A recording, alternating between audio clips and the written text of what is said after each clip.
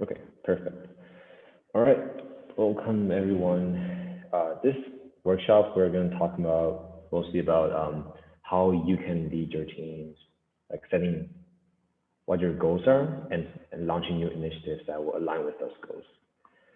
And let's start with why we need OKRs. So OKRs are basically a goal setting methodology that's meant to be very simple and very effective. And since OKRs are very simple, you can easily see how it aligns your goals with the entire vision of the organization, right? So these OKRs will be shown to every single person in the organization. So everyone can see, oh, what your team are working on and where you are going. And this will kind of make sure that you focus on the most important things and just, like figure out what is, what are your priorities? What do you have to finish first? And also the timeline as well. And lastly, it also helps you set more action-oriented milestones. And this is measured through key results, right? And I'll kind of talk about like the structure in a bit. So in general, like the purpose of OKRs is basically how you can set goals and how you focus on important things and how you measure how far you are along those goals, right? And let's break out what OKRs are. Wait, I see people presenting in the chat. I won't be able to read the chat because yeah, but I'll send the presentation there afterwards, so you can focus on like listening and maybe, yeah, don't necessarily take notes right away. Yeah. All right. So what OKRs are? It's basically objectives and key results, right? So objectives, when you set it, it has to be kind of an ambitious and overarching goal that provides you kind of like where this entire team is going, the direction of the team, right? So it's not like the how you measure it. It's not the task that you are working on. It's the overarching direction that you're going. And how you measure whether you're heading into this direction is you use these key results under these objectives. So there could be multiple key results, like 3 to 4 key results under one objective. And this is how you measure your outcome, right? Usually it will contain a metric or a number so that you can know whether you are on track or not. And so objectives are the direction, right? The general idea. For example, I'll give an example right away afterwards, actually. All right, here's an example right here. So objectives, it could be get back in shape after holidays, right? This is the overarching goal, the direction that you want to head in. And the key results under it, here we only have one, but usually you can have multiple ones. This one shows, what is it? Decrease body fat by 5%. And so you can see you can measure it, right? You can measure the progress. You measure the progress through key results, right? And key results are not actions, remember. So actions are the initiatives that you take to achieve those key results. So in this example, since you want to get back in shape after holiday, right? You can measure it through your body fat. And how you can achieve that key result is through the initiative by running 5 miles every week, right? So is it clear so far? Yeah, so objectives, key results, and initiatives are very, very different. And let's look at some examples of good OKRs and bad OKRs. So this is a good way to just get a sense of like what OKRs really are, right? Okay, so let's see what good OKRs are, right? So for example, over here we have a objective, becoming the most popular source of education content in our industry, right? This is very ambitious. This gives like the overarching goal, right? You can have multiple objectives for your team, actually. Yeah, so this is one of them, right? And here's another example of the key result. So in order to achieve your goal to become the most popular source of education content, right? You can measure it through your key result, which is having 50,000 unique readers on your blog every month, right? That's a way to measure whether you're achieving this objective or not, right? And what would your action be? Maybe publishing 10 blog posts every month, right? This is the actual method that you do, the thing that you do to achieve the key results. Right? So remember, key results are just a way to measure stuff, right? And what's great about this objective is that it provides direction, it's impactful, so very ambitious, right? And it's very inspirational. When you look at this, like most popular source of the entire industry, you kind of become excited about it, right? And then there's no numbers in it. So you leave the numbers in the key results because you measure your progress through key results. So the 4 key things here, key results has to be measurable. There has to be a number in it, right? And it has to be achievable. You don't set goals that are like, you set goals to hit, right? Not to fail, right? So it has to be within your reach, but it also has to be ambitious enough, right? So that it's not just like a safe number that you can hit. Like 50,000, that's maybe quite a lot for someone who just started, right? All right. And remember, it's not action. Action, you leave it to the initiatives. Right? Okay, here's another good example of OKRs. So you see, dramatically increase our team's capabilities systematically and consistently, right? This gives the direction. It also has an impact, and it's also really inspirational as well. The general direction that you want to go in. And then we have a key results here. So we want 100% of the team to have personal development plans, right? This ties to that objective, which is increasing the team's capability, right? It has a number in there as well. And 100% of employees have 360 reviews, and all managers are conducting one-on-ones at least every other week. This is not a task that you have to do, right? This is like kind of the structure that you want to see, the kind of the goal you can measure, right? So see, it's measurable, achievable, and ambitious, right? And usually we would recommend that under each objective, you have less than 4 key results per objective. You can have like maybe 3 or 4 objectives for the next 3 or 4 months, but you shouldn't have too many key results under one objective, because usually it's hard to track whether you are making progress in that objective or not if you have too many key results, right? All right, how about a bad example of OKRs? Okay, so objective, achieve record 3rd quarter revenue growth. Maybe this is your overarching idea, right? Okay, maybe not bad. Here's one of the key results. Generating 100K in revenue. Yeah, it's measurable, maybe it's ambitious, right? Another one, reduce customer churn in the 1st quarter from 15% to 10%, right? It has a number in it, you can measure it, and it's a time frame as well. And it's also pretty ambitious, maybe, to that person. How about the 3rd example? 3rd key result, onboard new clients. So you see, you can't really measure this. This is one of the problems that people often, mistakes that people often make, just not having a number or some way to measure your progress. Remember, key results is a metric, right? So you should be able to measure it. You can't do it just by saying onboard new clients, right? So from this example, you can see that the objective is pretty good, directional, impact, so inspirational, but this key result is not measurable. Okay. All right, let's do an activity.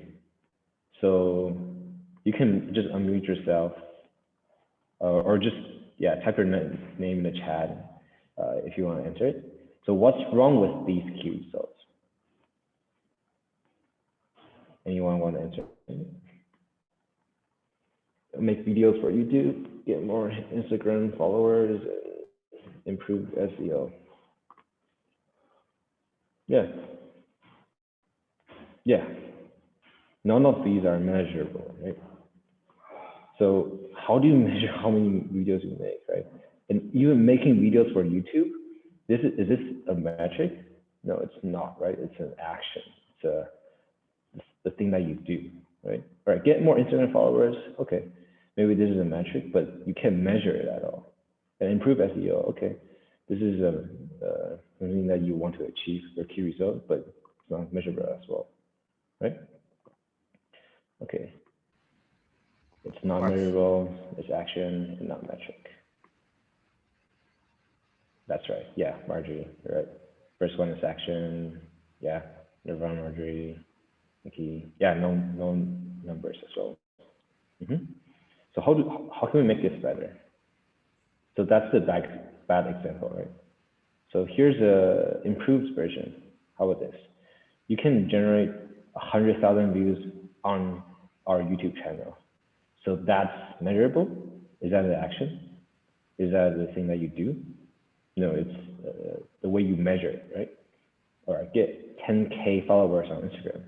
You also measure it. You also see a number here, and it's also achievable and ambitious as well, right? The same thing for a third one as well. Increase organic search traffic to our website by 20%. You see the number is there, and they also specify like the more details, right? Organic search traffic to our website, not just something that you read. Improve SEO. Like people when they read it, they have to understand what these OKRs are, right? Without more context. Okay. So exactly measurable, achievable, and ambitious, right? These are metrics and not actions. And lesson 4, key results. Okay. All right, how about this one? What's wrong with this OKR? Implement new outbound email campaign. This is the objective. And the 1, 2, 3 is the key results. All right. Write email copy to send to outbound leads, get a list of outbound leads, and send email to everyone on the list. So who want to answer this? What's wrong with these OKRs, the objectives and key results?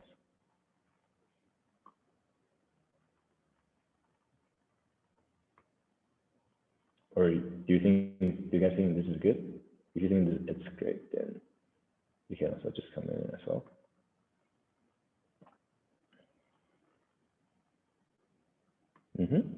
Exactly.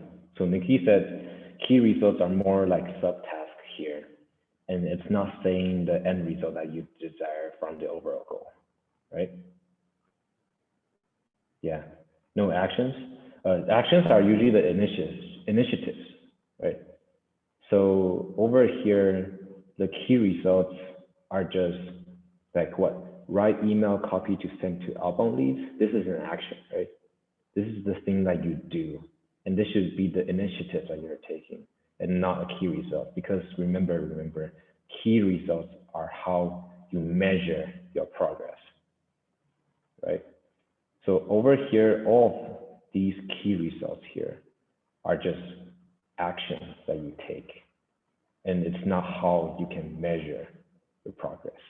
And there's no numbers in it as well. Right?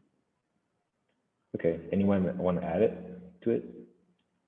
There's also a few more things that's wrong with these objectives and key results. So it didn't specify how many outbound leads you should send an email to. Yeah, there's no numbers. Yeah. You can measure it. Yeah, not quantified. Yeah. Anyone else? There's still one more problem here. Okay, look at the objective. Implement new outbound email campaign. So this doesn't sound so exciting or isn't too ambitious, right? So when you're setting objectives and key results, it has to be more, it has to be larger and more aspirational goal, right? So it could be something like if it's like outbound email campaign, could be, let's see, improving your leads drastically compared to the previous quarter or something like that, right? So something that's less about action, right? Implement new outbound campaign. It should be a more overarching goal, aspirational goal, right? And the same for the key results. These are tasks, not how we measure it, right? Okay. So far,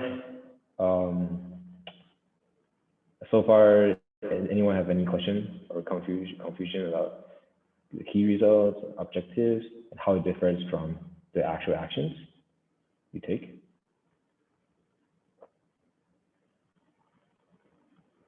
All right. Okay. Then let's do a quick summary of the OKRs. So for every team, you can have your own objectives. You can have maybe 3 to 4 objectives. And these are the more directional, inspirational description of your goals.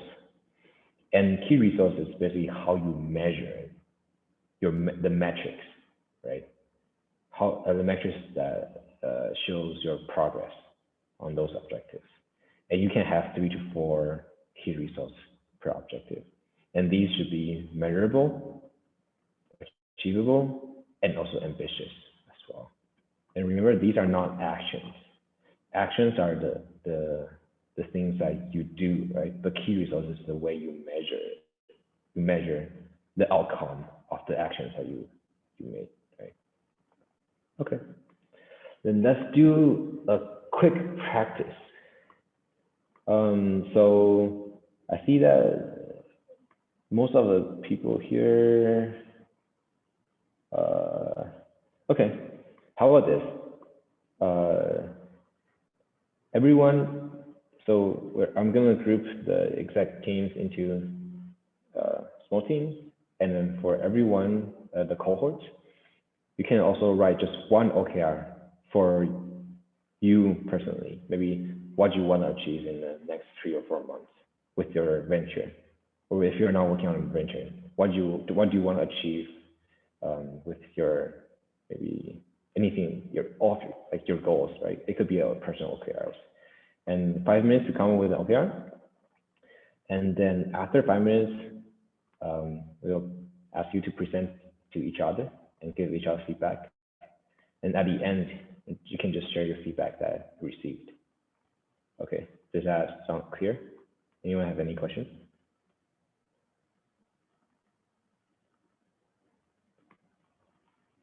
No? Okay.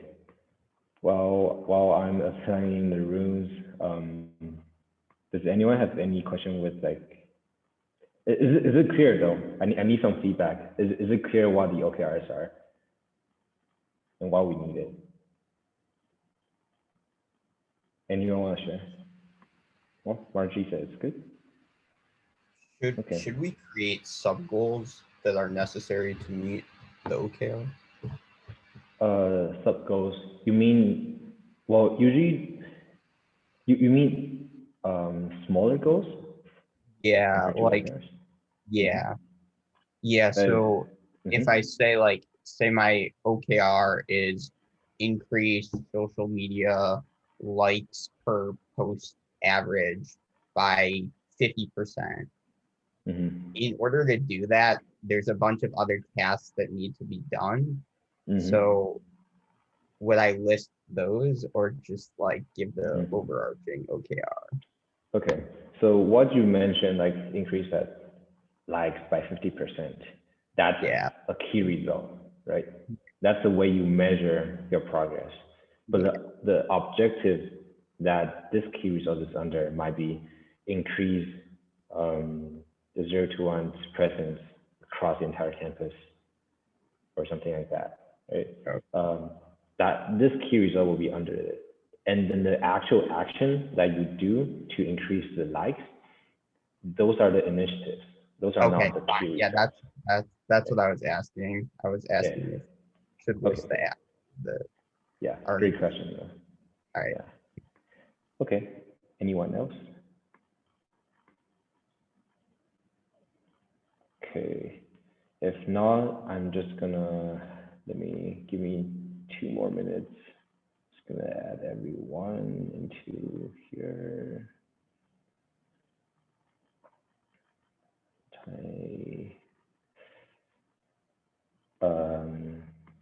Oh, Nikki, could you direct the discussion with Marjorie and Ty? Because for their team, I think their co-directors cannot attend this workshop. Okay, sounds good. All right, then, all right, 5 minutes and come back. I'll close it when it's 5 minutes. All right, start. Let's start then.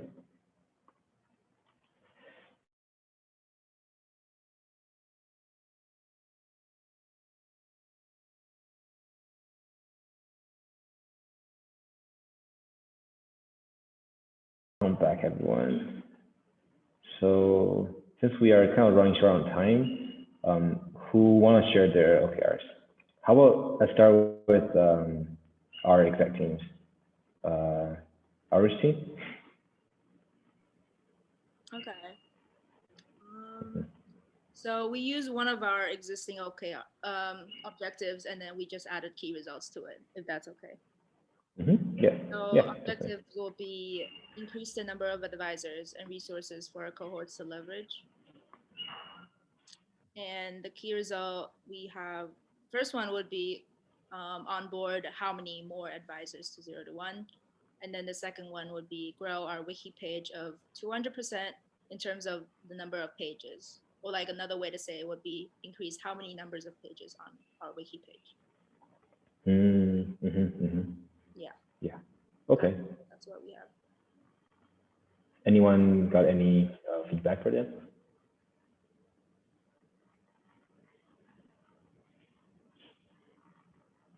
No? I guess Okay. like I was just Yeah. gonna say Yeah, that's, yeah. it's more of like a question, really, not like feedback necessarily. But Mhm. our objectives like supposed to be just like do we have to make them more like ambitious, or should they be more specific with almost like actions in it? Like for example, when you say like should an objective be like you want to like increase these like qualitative aspects, or is it like okay I want to start this and like make it specific, or is that more of an action? Yeah, so I think, so objectives, it could, for example, getting resources for these cohorts, right? This could be kind of like the overarching like idea, right? But you can add something more to make it more ambitious. Like for example, like provide the most useful resources to all of these cohorts, or provide the strongest community to the entire Zero2One campus, right? So these are kind of like the overarching idea, and it doesn't have to be so tied to actions. Like it shouldn't be so specific. Yeah, you can leave the more specific part to key results, how you measure, and the action you take. Yeah. Thank you. Okay. Anyone else? I want to ask, should the goal of the OKR be like something pretty high that like you think you'll probably not be able to reach, but like you're aiming high? Because I know that's what Howie did for the marketing team. Exactly. So the OKRs have to be something that's ambitious, right? Something that you think you can reach if you work it hard enough, but you are kind of uncomfortable with the key results. Like you are not sure if you can hit it or not, but you think you can possibly make it. Yeah. Gotcha. So something that's more ambitious to push you to do more. Yeah. Okay. Or how about anyone want to share their OKRs? How about Nikki, your discussion with Marjorie and Ty? How was it? We didn't get around to my OKR. The discussion got cut off, but just trying to think of one. Or maybe Marjorie can share. That would Yeah. work. That's fine. Okay, so just I guess tying it back to the community team, I guess one thing that I said for an executive was to foster a positive community and cohesive culture in Zero2One. And I guess one thing I put was 90% of general members feel supported and informed by exec teams. And then what did I say? Then like 60% rate like 4 out of 5 stars on Zero2One having cohesive culture. And I don't know for the other key results, but those are a couple that I had. Yeah. So I can see that these are metrics, right? And also survey, like that's also acceptable way to have key results. Like if it's something that needs feedback from the community, we can do this through surveys as well, like 4 out of 5 stars, or getting a certain number that's that you can get maybe at the end or in the middle, of your entire duration of the OKR. Okay. And since we are kind of running out of time, I'm just going to kind of wrap up with this. Ty mentioned, was it Ty? Oh, Messiah mentioned this. These OKRs have to be within a time frame. So when we say OKRs, it has to be maybe for spring semester, the next 3 months, or next 4 months, or next 2 months, right? Because you have to, first of all, you have to know the goals, and then you have to know when you're going to achieve that, right? So that's just a final follow-up. And all right, lastly, please fill out this Zero2One survey. We still need feedback, especially from the community, from the community members and our cohorts as well. And you can share key takeaways from this workshop. It's really short. I have to compress a ton of information within just 30 minutes, so that might be kind of rushed. But if you can share your key takeaways from this workshop in Slack, that'd be great. And lastly, for the execs, this is for the execs. Since we are setting the OKRs for the spring semester, please first meet up with their team again, and then come up with their team's OKRs before this Saturday's exec meeting. And you guys can just focus on that meeting specifically on setting the OKRs, because we have to set our goals before school starts. And we linked the resources here that I'll share later in a bit in the Slack channels. We have our Zero2One's vision and your team's responsibilities as well. And here are some of the ideas that we have in the past, right? Brainstorming document. So you can include some of these new initiatives possibly, and how they connect to the key results and the objectives that you want to achieve, right? And then later on, you can just update your OKRs in this document. And we will leave 5 minutes to each team to present it this Saturday. And next week, we will finalize everything with every single team separately to finalize their OKRs together. Okay, sounds good. All right, yeah. Thanks for coming to this workshop. Hopefully that's not too rushed. Try to squeeze a lot of information, but yeah, thanks for coming. All right, WonJoon, your turn. All right, wait, let me just try to share. Do we fill out the survey twice, once after Johnny's and once after WonJoon? Oh, no. That survey is for fall semester. Oh, okay. So if people still haven't filled it out yet, yeah. Sounds good. Okay. All right. Wait, I'm lagging. You got it. How was it too rushed? Was that workshop too rushed? Oh, did you get the idea? Like it was clear? That's good. You need to give me sharing access. I think Johnny's the host. Yeah. Okay, you can do it. You can do it now. You can do it now. Okay. Yeah. Can you see my screen? Yeah. Okay. Okay. Wait, it's sharing, right? Someone reply. Yep. Okay. All right. So this is positive reinforcement and team culture workshop. Sounds pretty vague. I don't know. I'll explain it, I guess. But what do you guys think? First off, is a positive reinforcement? Just unmute yourself and just shout some stuff out, I guess. Guess it's when you like affirm that yourself, like you or your team members are headed in like the right direction. Guess verbally. Nice one. Yeah, like recognizing the good that team members do, and I guess complimenting it. Yeah. Anything else? Yeah. Yeah, all those stuff, like they're definitely positive reinforcements. And then these are some examples of this: fast quality feedbacks, rewards, encouragements, high fives, thumbs up, whatever. So basically all these are methods to show appreciation, right?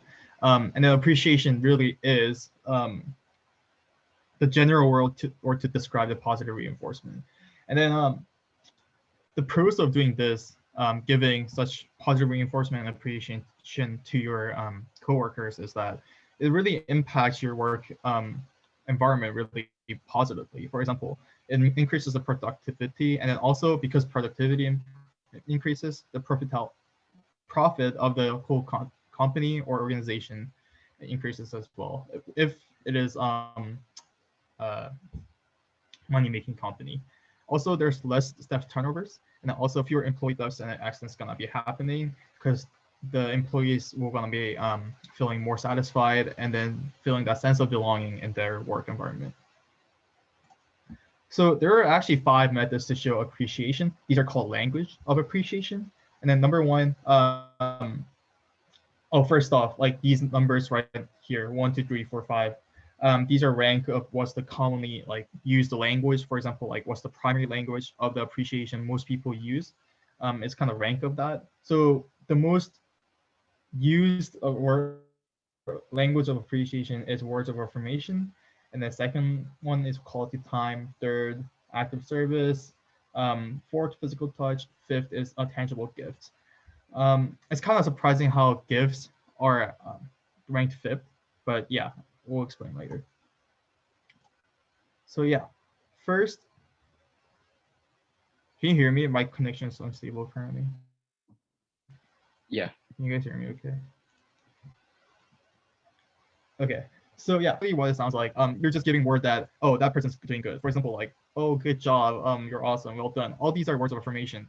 How to use these basically is kind of simple. It's basically either praising the explicit accomplishments by recognizing some specific work that person has been doing or have finished. For example, if that person has finished a project and the project led to really good results, you'll be complimenting that person by saying, oh, this project you led or you've done really ended up really great, and then it benefited us, something like that. Another way to do it is do words of affirmation is affirmation of character. This kind of goes beyond specific action, but it kind of affirms the character of the person by like kind of looking into inner nature of a person by showing appreciation of who they are as a person and then or human quality. It's kind of, and then another part is personality, where in general, like as a human being, praise their positive personality traits. For example, like, oh, you're such a positive person, it influences myself to be more positive and work harder, something like that. There are a couple methods to deliver words of affirmation. Everyone has different method that they prefer. For example, personal one-on-one is like one of the common methods to deliver words of affirmation, but some people might feel uncomfortable talking one-on-one. For example, if you're superior in the work, like they might feel uncomfortable talking to you one-on-one. So sometimes public affirmation, or in a small group, they try to give affirmation as well. Also written notes. So written affirmation is one special way to give words of affirmation. And then again, praise in front of others if person deserves some type of public attention or achieve something big. Second one is quality time. So what does quality time mean? So it means to show a person that they are valued in the work environment by giving you when you're superior, your most valuable resource, which is time. This actually applies if you're coworker or colleagues too.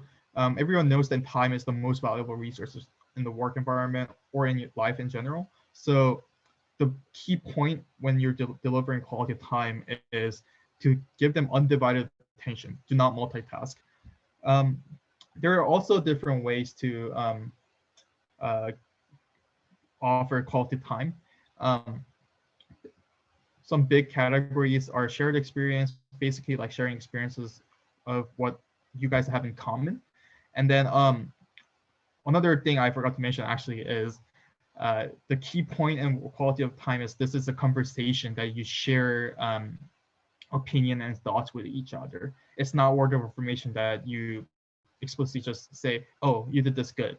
You're sharing, you're basically having quality time where you share each other's opinion and getting to know each other, and then affirming or making them feel good that, oh, you did this good, you really belong here, and kind of also give them encouragement this way.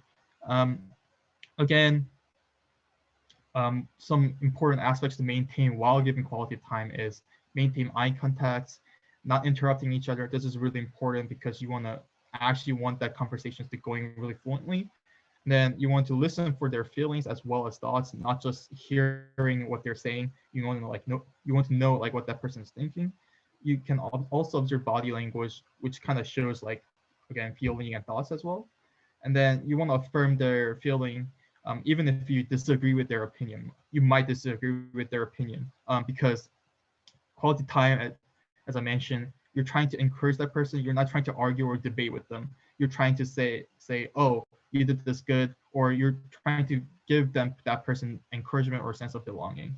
So even though you might disagree, just make sure when you're giving this quality time, you affirm their feeling that they're correct and you're there doing something good. Also, some people might feel this one-on-one between superior versus worker relationship type of quality time uncomfortable. So small group dialogue where like the workers and superior kind of gather in group to give this quality time is also a common method to use. So if someone or you yourself might feel uncomfortable in that one-on-one, it's a great way to give that quality time encouragement. And then third language appreciation is active service. This means reaching out somebody to help someone in their work environment. So something to note is leading is not active service. The best way to give this service is basically asking, how can I help you?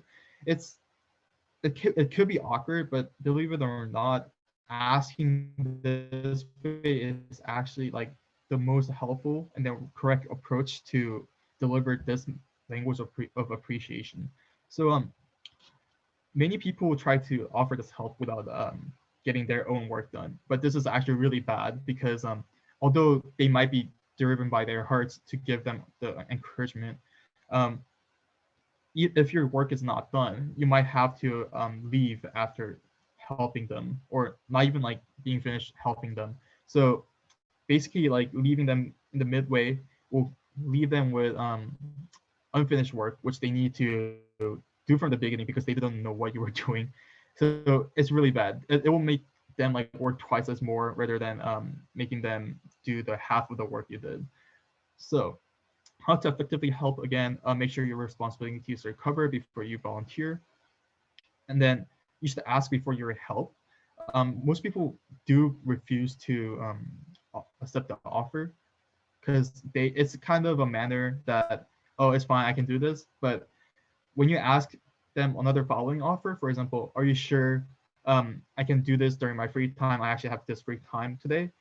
They'll most likely to take the offer and then ask you to help them on a specific task.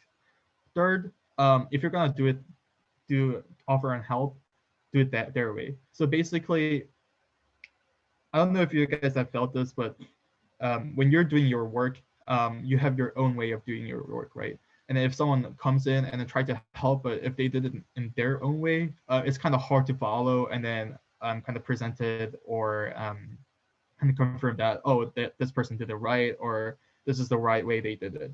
So make sure you ask before you offer to help, how should I do this? Like, what's your way of doing this work? So that you make sure you actually help them in a way that that person can acknowledge that, oh, this makes logical sense, and what you did makes sense to that person. And then also, don't assume that you know what they want. Just again ask, oh, what do you want specific? Like, don't assume that, oh, like I know what this person does, and then if like that person asks you to do this, don't do extra or like less just because you know like that task. Again, it's kind of a manner work. It's kind of workspace manner. Also, again, doing it in their own way helps them more than like actually helping them in your own work way. Another thing to consider is serving voluntarily. So when your superior or leader gives you the orders to say, oh, please help this guy, it's not really driven from your heart. So people can actually feel this because if you're not like doing this on your voluntary, so make sure you do this on your heart-driven way, and also check your attitude always. Any questions so far? Anything to clarify? No? Okay. So these three ways are the most commonly used or most desired language of appreciation. The next two I'm gonna mention is kind of less used or less appreciated, but I'm gonna cover tangible gift first. So this, in fact, is like the most common language of appreciation that's being used by companies or big organizations. Most of organizations tends to give like their employers a gift, like for example, like some random Starbucks gift card. And then most organizations, believe it or not, think that giving gift in like a lot of money, with a lot of money value, for example, like $200 Starbucks gift card will make employers happy. It really doesn't. It's actually kind of not effective and it's a waste of money and useless. So the most challenging part of this tangible gift method is you could think what the recipient really likes and what they will really value and feel appreciated when they receive the gift. So yeah, the most challenging part again is to actually, you need to think about the recipient, like who you will be giving the gift and then will be thanking to, and then figure out what that person really likes in their own life, and then choose the gift carefully.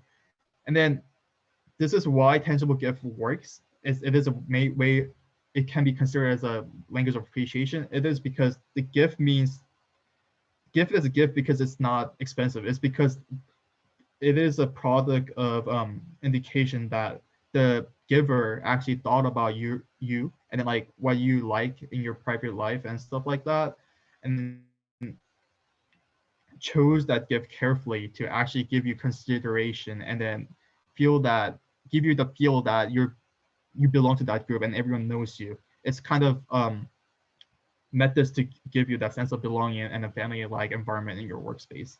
So this is the key of a tangible gift method. So, but a lot of organizations and a lot of leaders cannot do this. They just throw some random gift card, some expensive gift card, and think it's gonna work. So that's why it's like the least desirable method. Yeah, and then this gift doesn't have to be something physical. It's something like this method because time obviously is the most valuable resource. some example of time off method can be being able to come in late in certain days and then having freedom to take longer lunch, for example, or taking some calm time after completing some big project requiring a lot of extra hours to complete. And another common mistake made by some companies are leftover marketing materials are not gifts. For example, you went to this college career fair or like any fundraiser events that you have, and you have some leftover t-shirts and giving like employees, oh, this is free stuff, you can take it. These are not gifts. So yeah, don't consider this to be gifts or generous offer. And then also wrong gifts can be really offensive. And a lot of nurses apparently, after receiving mints, they just like resigned. Apparently, this is an actual case study. It's kind of interesting. So if you're interested, take a look at it. So wrong gifts going wrong way can actually be really negative impact. The next method is a physical touch method. Perhaps it's the most controversial language, but believe it or not, it's actually more appreciated than tangible gift. The reason is because some group of people, for example, military veterans, or people who grew up in touchy like family, they actually prefer this method of encouragement. So for example, like not excessive like touches, but high fives, thumbs up, or like some brief handshake, this implicit touches or physical touches. Actually, these can be really encouraging. For these people, especially, they feel like these type of encouragement really gives you that family-like feeling or sense of belongings. It's a really good method to affirm those kinds of sense of belonging in workspace if it is done right way. But like the key is again, when you give this touch to someone, make sure that person who received this touch isn't feeling affirmed that, oh, they're forcing me to give this touch or encouragement. Unless if it goes beyond that line, it could be sexual harassment or something like that. So make sure you're in right relationship with the person who you're giving this physical touch language, and then also kind of think about, oh, like should I give this explicit touch or implicit touch based on scenarios or situation. Again, explicit touch are like kind of a longer physical touch, like longer extended handshakes, or I don't know, whatever you can imagine. And then all of these, every people have like different way they prefer. There's different primary language of appreciation or secondary language of appreciation, the least language of appreciation. Like these vary from person's trait, background, and everything. And then if you know what your love language is, for example, it tends to be really similar. So kind of like pay attention. If you're in a relationship, pay attention to like when you feel like the most, when you're like doing, when you're in a relationship with someone, and then if the person, for example, like say, oh, I love you, if that's when you feel the best, it's more likely that words of affirmation is your primary language. So if you're not sure like which language is your primary or secondary, kind of think about it that way, related to love language, then it's easier to make connections as well.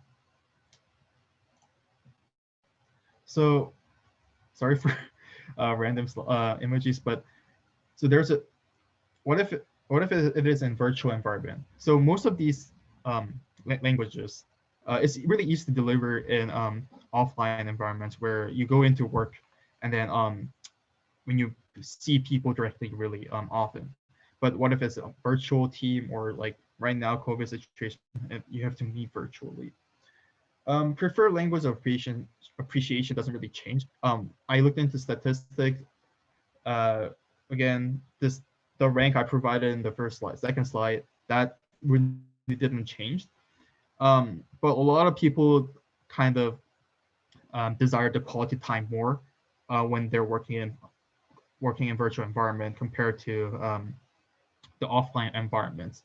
It's not like words of affirmation wasn't first, but the desired percentage of quality time actually increased compared to offline environments. But still the rank was second for quality time. But yeah, the most effective method to deliver these words of appreciation is to set up video conference. For example, Zoom is apparently the most effective method. Set up set up some time to give words of affirmation or quality time with your employees or coworkers or your colleagues or whatever team project you're working on. This really gives them a sense of belonging, or at least that sense that they're working in close relationship with other people in same workspace. That's the key for delivering language of appreciation, even in virtual environment, because a lot of people burn out and then feel that, oh, I'm not doing like, that they don't feel that sense of belonging because they're not meeting people offline. So make sure to set up video conferences a lot, and then give them words of information on quality time and correct timings. And just don't use electronic medium always. It's always good to send them some physical copies of email, physical letters.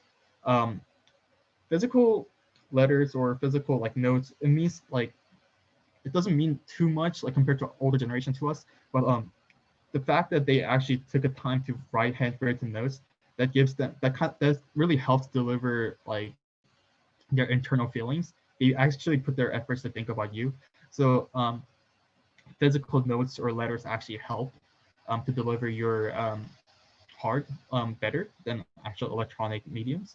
So actively use these physical methods.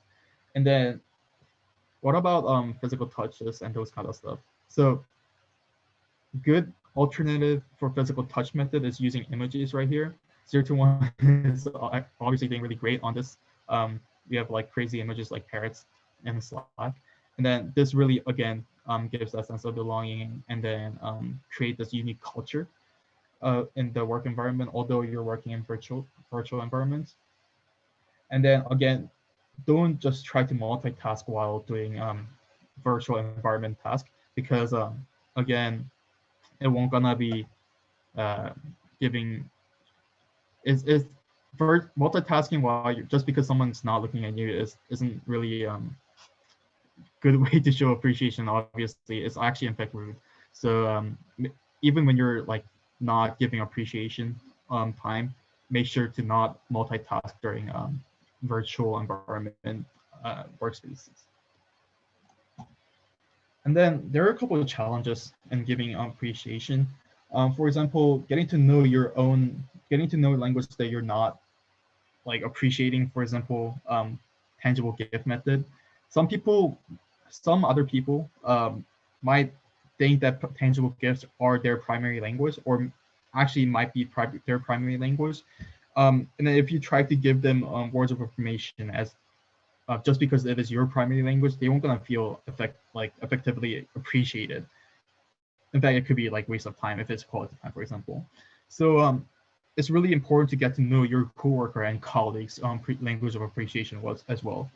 But this is really challenging. So one way to do this is kind of observe them, like when do they feel good? For example, like if their primary language is tangible gift method. Like if you observe them carefully, when you offer them some type of gift, or someone offered them type of gift, they'll feel really like encouraged or feel really good. Observe that kind of behavior or among your workspace, and then take a time to ask, oh, why does like giving gift or receiving gift make you feel good? And then that person will give you a valid reason. So kind of like practice getting to know that person this way, so that you can effectively communicate and show appreciation to that person. Another barrier is busyness. Basically, you yourself is busy, and then you don't have that time to communicate with your coworkers and have enough time to think about the appreciation you can give to that person. The best way really is to kind of sort out your own business as well. First, kind of like prioritize and organize what tasks must be done first. Sometimes it might be worth to spending some time with your coworkers and showing your appreciation to them, just because who knows, they might help you out, or their task might influence you so that your task can get easier. So yeah. Another barrier is personal discomfort with communicating appreciation. It could be weird. I mentioned the feeling weird about giving appreciation to people. But it really comes with practice. Again, just showing that appreciation in your workspace, it's just better than doing nothing, just cold, dry workspace where everyone just do their own work. It's just, even like forced appreciation is better than that type of environment. So make a small step and practice expressing this appreciation to your coworkers, because they all deserve it. Another way is the belief that communicating appreciation is not important for your organization, but you need to like kind of recognize the power of individual feeling valued in your workspace. For example, if you're not satisfied with your work, or if you don't feel that sense of belonging, your work productivity will obviously gonna decrease, just because you'll be thinking, oh, like, why am I even doing this work? I don't belong here. But like giving your coworkers or yourself appreciation constantly will kind of reinforce that, oh, I belong here, and then the work I'm doing here is valued and appreciated. So this will obviously increase work productivity and profitability. Also, it's more likely for your coworkers or yourself, when you receive appreciation, to feel more motivated to work as well. So I can give some statistics, I guess, but like it could be really dry. But this is actual research that's being conducted by psychologists in workspace. The workspace that give this type of appreciation versus that doesn't give appreciation really varies in productivity and then worker turnouts. Like a lot of workspace where there's low work satisfaction rate percentage, a lot of people tends to quit the work after working in short time periods. So it really is proven to be important. So yeah, it's really good if you're doing your own ventures. Try to implement it. Like constantly try to like show your appreciation to your venture members, because especially for startups, they are kind of volunteering their time and then putting their own resources to your startup, so that they can kind of like, they're doing the work not for profit but for their own passion. So try to show this appreciation to your, I guess, fellow venture directors or venture members. Who knows, your productivity might go up, or yeah. So yeah, I think that's it for my presentation. If you guys have any more questions, feel free to ask, I guess, right now.